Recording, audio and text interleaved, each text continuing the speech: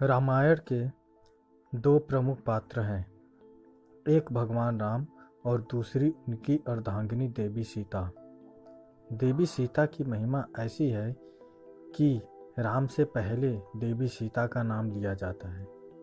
देवी सीता को लक्ष्मी का अवतार माना जाता है, लेकिन विभिन्न रामायणों में और पौराणिक कथाओं में देवी सीता के जन्म को लेकर रहस्यमयी और रोचक कथाएं हैं। इसकी वजह यह है कि देवी सीता के माता पिता भले ही सुनैना और राजा जनक कहलाते हैं, लेकिन यह केवल इनके पालक माता पिता हैं।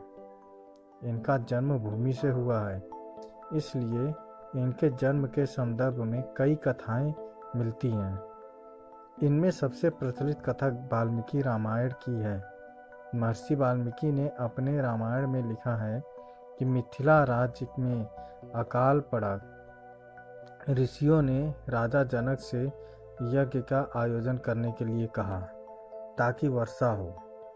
यज्ञ की समाप्ति के अवसर पर राजा जनक अपने हाथों से हल लेकर खेत जोत रहे थे। तभी उनके हल का नुकीला भाग, जिसे शीत कहते हैं, किसी कठोर चीज से टकराया और हल वहीं अटक गया।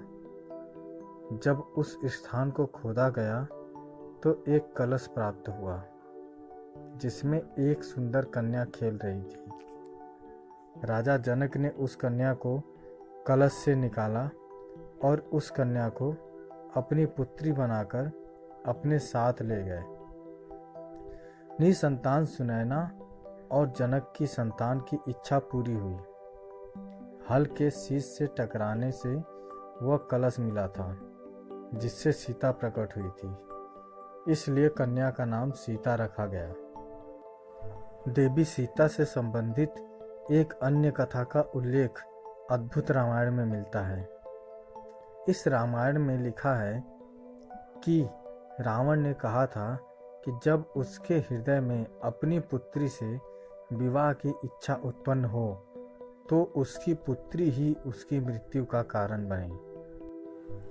इस संदर्भ में कथा का विस्तार इस तरह मिलता है कि गृत्समद नाम के ऋषि देवी लक्ष्मी को पुत्री रूप में पाने के लिए हर दिन मंत्रोच्चार के साथ कुश के अग्रभाग से एक कलश में दूध की बूंदें डालते थे। एक दिन जब ऋषि आश्रम में नहीं थे, तब रावण वहां आ पहुंचा और वहां मौजूद ऋषियों को मारकर उनका रक्त कलश में भर लिया। इस कलश को रावण महल में लाकर छुपा दिया। मंदोदरी उस कलश को लेकर बहुत उत्सुक थी कि आखिर उसमें है क्या। एक दिन जब रावण महल में नहीं था, तब चुपके से मंदोदरी ने उस कलश को खोलकर देखा।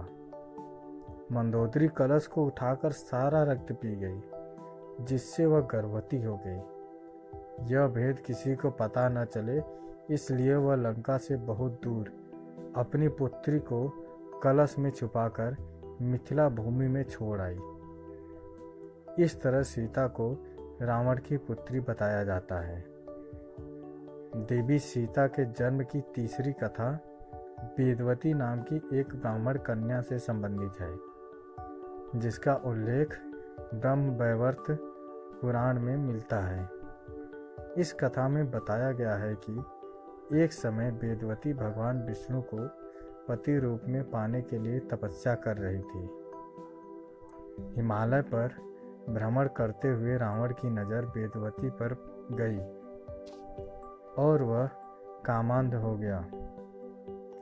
रावण ने वेदवती का हाथ पकड़ लिया और जबरन संबंध बनाना चाहा, लेकिन वेदवती ने रावण से खुद को छुड़ा लिया और पर्वत से खाई में कूद गई।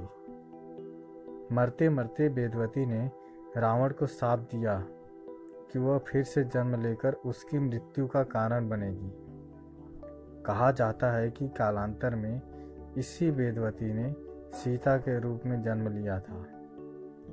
हालांकि उसका पालन पोषण जरूर राजा जनक ने किया था, लेकिन उन्हें जन्म मंदोदरी ने दिया था। इसी कारण जब रावण ने सीता से विवाह करना चाहा तो वेदवती के शाप के कारण रावण के साथ साथ उसके समस्त कुल का अंत हो गया। दोस्तों, ये थी रावण और सीता माता से जुड़ी रोचक कथा। आपको यह कथा कैसी लगी हमें कमेंट करके ज़रूर बताएं। अगर अच्छी लगी तो शेयर करें, सब्सक्राइब करें और लाइक करें। धन्यवाद।